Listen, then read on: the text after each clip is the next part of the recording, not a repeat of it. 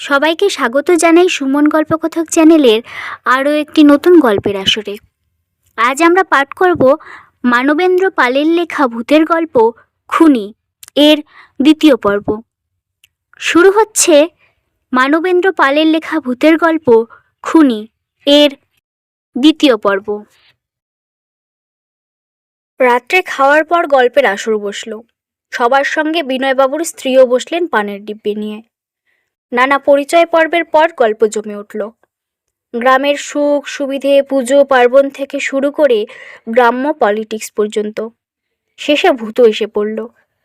কথায় কথায় সুষমা বলল, কাকাবাবু, আপনি কখনো ভূত দেখেছেন? দেবব্রত হেসে বললেন, কলকাতায় আর ভূত কোথায় পাবো মা? এত লোডশেডিংয়ের সুবিধে তবু তেনারা এখন আর দেখা দেন না। সুষমা বললে, কিন্তু আমাদের এখানে ভূত আছে, আর এই বাড়িতেই আছে। বলে হেসে মায়ের দিকে তাকালো। জানেন, মা এই বাড়িতে প্রায়ই ভূত দেখে। বিনয়বাবুর স্ত্রী কিছুমাত্র লজ্জিত না হয়ে মুখে আরেকটা পান গুজে বললেন, ভূত কিনা জানি না, তবে অন্ধকারে এঘর ওঘর করার সময়ে মাঝে মাঝে কি যেন একটা ছায়ার মতো সামনে এসে দাঁড়ায়, তারপর হঠাৎই মিলিয়ে যায়।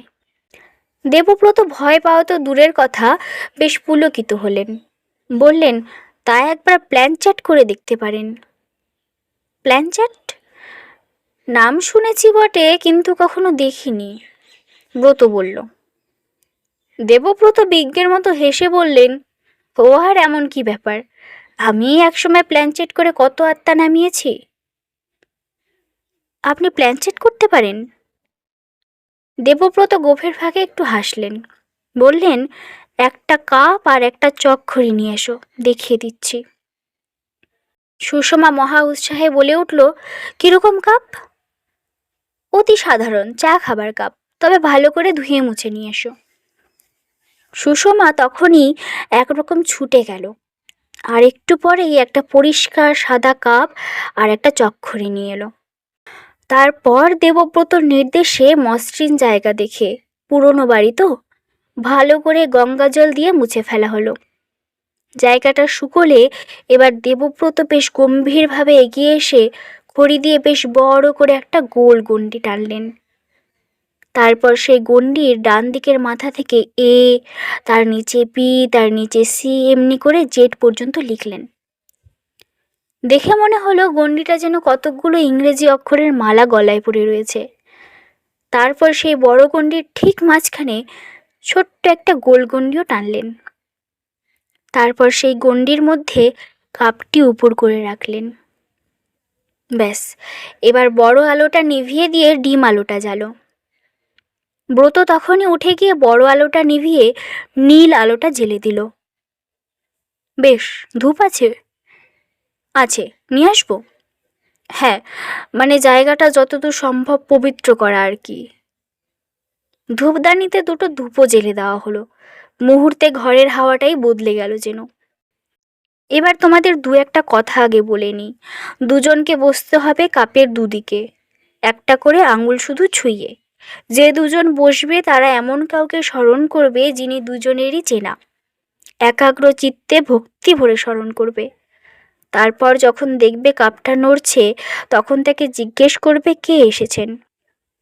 তারপর তোমাদের যা প্রশ্ন থাকবে, আত্মা ওই কাপ দিয়েই ইংরেজি লেটারগুলো ছুঁয়ে ছুঁয়ে ইংরেজিতেই সংক্ষিপ্ত উত্তর দেবেন।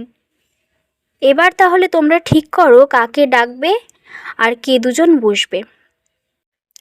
কৌতূহল যেমন আছে তেমনি ভয় ভয়ও করছে। শেষ পর্যন্ত সুষমার ব্রত দুরু দুরু বক্ষে এসে বসল। কাকে ডাকবে ঠিক করেছ? এ আর কঠিন কি, কত চেনা জানা লোকই তো এর মধ্যে মারা গেছেন। ধীরু গাঙ্গুলিকে ডাকলেই তো হয়। ধীরু গাঙ্গুলি? ওই সুদখোর বদমাস?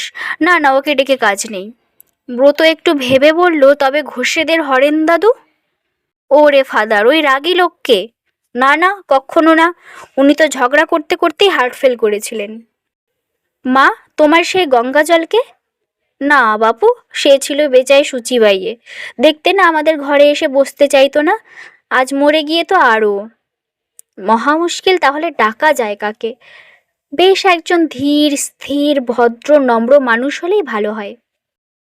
হ্যাঁ, সেই রকমই কারো কথা তোমরা ভাবো, নইলে তেমন স্পিরিট হলে বড্ড বিরক্ত হয়। দেবব্রত গম্ভীর স্বরে বললেন। হঠাৎ সুষমা বলে উঠল, ছোট কাকাকে ডাকলে হয় না? ছোট কাকার কথা উঠতেই এতক্ষণে সবার মুখে দুঃখের ছায়া নেমে এলো। এতক্ষণে বিনয়বাবু কথা বললেন, কিন্তু সে যে মারাই গেছে তা তো আজ পর্যন্ত সাব্যস্ত হয়নি বলে তিনি দেবব্রতর দিকে তাকালেন। ওই একটা আমাদের ফ্যামিলি ট্র্যাজেডি। সে আজ প্রায় 40 বছর আগের কথা। আমাদের ছোট ভাই কলকাতায় কলেজে পড়তো হোস্টেলে থেকে। একদিন ওরা কয়েকজন বন্ধু মিলে মধুপুর গিরিডি বেড়াতে গেল। 3-4 দিন পর ফিরল সবাই। ফিরল না শুধু আমার ছোট ভাই আর ওর এক বন্ধু, জানা গেল ওরা দুজনে গিরিডি থেকে উশ্রী ফলস দেখতে গেছে। 2 দিন পরে বন্ধুটি ফিরল একা। তাকে জিজ্ঞেস করা হলে সে তো অবাক। বলল, ও তো শেষ পর্যন্ত উশ্রী দেখতে যায়নি, কলকাতায় ফিরে এসেছিল। বন্ধুটি জোর দিয়ে বলল, সে নিজে ওকে ট্রেনে তুলে দিয়েছিল, কিন্তু ভাই আর ফেরেনি। এই পর্যন্ত বলে বিনয়বাবু একটা দীর্ঘশ্বাস ফেললেন। দেবব্রত কিছুক্ষণ গুম হয়ে বসে থেকে বললেন, যদি তিনি মারা গিয়েও থাকেন তাহলে কিভাবে সম্ভব মনে করেন? বিনয়বাবু সহজ সুরেই বললেন, অ্যাক্সিডেন্ট, ট্রেন থেকে পড়ে কিংবা ওই ধরনের কিছু। এছাড়া আর কি হতে পারে? খুনও হতে পারে। সবাইকে চমকে দিয়ে কথাটা বললেন বিনয়বাবুর স্ত্রী। দেবব্রত অবাক হয়ে জিজ্ঞেস করলেন, খুন? কে খুন করবে? আর তার মোটিভ, মানে উদ্দেশ্যটা বা কি? আমার ধারণা খুনের উদ্দেশ্য একটা ছিল। ওর হাতে বিশেষ একটা আংটি ছিল। আমরা একবার নেপাল বেড়াতে গিয়েছিলাম। সেখানে একজন লামার সাথে আমার দেওরের আলাপ হয়। লামা তাকে একটি আংটি দিয়ে বলেছিল, এটা পরে থাকলে নাকি কোনোদিন কোনো বিপদ ঘটবে না। সেই সঙ্গে সাবধানও করে দিয়েছিল সে যেন এই কথা কাউকে না বলে। বোকা ছেলেটা আংটিটা সবসময়ই পরে থাকতো আর সবাইকে বলে বেড়াতো। তা থেকে কি প্রমাণ হয়? একজন ঝানু গোয়েন্দার মতো প্রশ্ন করলেন দেবব্রত। প্রমাণ কিছুই হয় না, তবে মনে হয় ওই আংটির লোভেই ওর সঙ্গে যে ছেলেটা ছিল সেই খুন করেছে। দেবব্রত একটু গম্ভীর হয়ে জিজ্ঞেস করলেন, পুলিশ কিছু করতে পারল না? বিনয়বাবু সংক্ষেপে মাথা নাড়লেন, না। কে একটা ছেলে হারিয়ে গেল বা মরল তা নিয়ে বিহার পুলিশের বা কলকাতা পুলিশের তেমন মাথা ব্যথা ছিল না। দেবব্রত আবার কিছুক্ষণ ভাবতে লাগলেন। তারপর বললেন, মৃত্যু হয়েছে এমন যখন সিদ্ধান্ত নয়, তখন অন্য কাউকে ডাকলেই হয়। কিন্তু সুষমা বলে উঠল, না, ছোট কাকাকেই ডাকা হোক। তিনি মরে গিয়ে থাকলে নিশ্চয়ই আসবেন। বেশ, তাই ডাকো। ওরা ভাই বোন তখন মুখোমুখি বসল। ওহো, দেবব্রত বাধা দিলেন, তোমরা তো ওকে দেখোইনি, তাহলে স্মরণ করবে কি করে? একটু হেসে বললেন, ওর একটা ছবি আছে? ওর মুখ চেয়ে সবাই মাথা নাড়ল। না, খুব পুরনো একটা ছবি বোধহয় আছে অ্যালবামে, তাও সেটা ট্রাঙ্কের মধ্যে। তবে তোমরা ওঠো, তোমাদের বাবা মাকে বসতে দাও। বিমর্ষ মনে ওরা উঠে পড়ল। বসলেন বিনয়বাবু আর তার স্ত্রী। ঘরে হালকা নীল আলো জ্বলছে, ধূপের গন্ধে ঘর ভরপুর। ওরা কাপের দুদিকে বসে আঙুল ঠেকিয়ে চোখ বুজে এক মনে এই বাড়ির ছোট ছেলেটির কথা ভাবতে লাগলেন। গোটা ঘর স্তব্ধ। কারো নিঃশ্বাস ফেলার শব্দটুকুও যেন শোনা যাচ্ছে না। শুধু কড়ি কাঠের আড়ালে একটা টিকটিকি টিকটিক করে ডেকে উঠল। 2 মিনিট, 3 মিনিট করে 10 মিনিট কেটে গেল, কিন্তু কাপ একটুও নড়ল না। সবাই চঞ্চল হয়ে উঠল, কিন্তু দেবব্রতর কোনো চাঞ্চল্য নেই, বরঞ্চ কেমন যেন খুশি খুশি ভাব। খুশির ভাব তো হবেই, ছেলেটা নিশ্চয়ই তাহলে বেঁচে আছে। যাক, নিশ্চিন্ত, উনি মৃত নন। এবার ইচ্ছে করলে আপনারা অন্য কাউকে।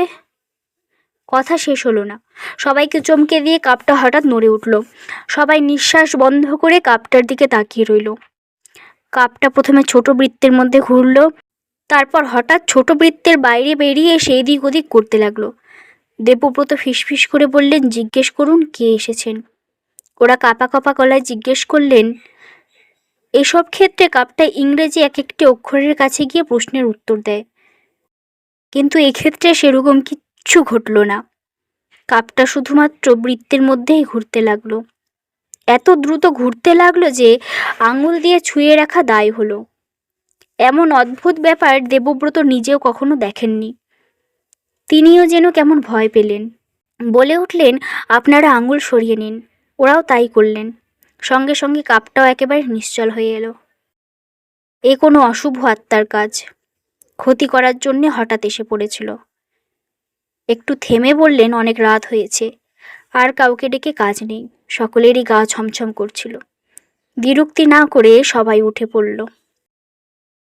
এখানেই শেষ হচ্ছে মানবেন্দ্র পালের লেখা ভূতের গল্প খুনি এর দ্বিতীয় পর্ব।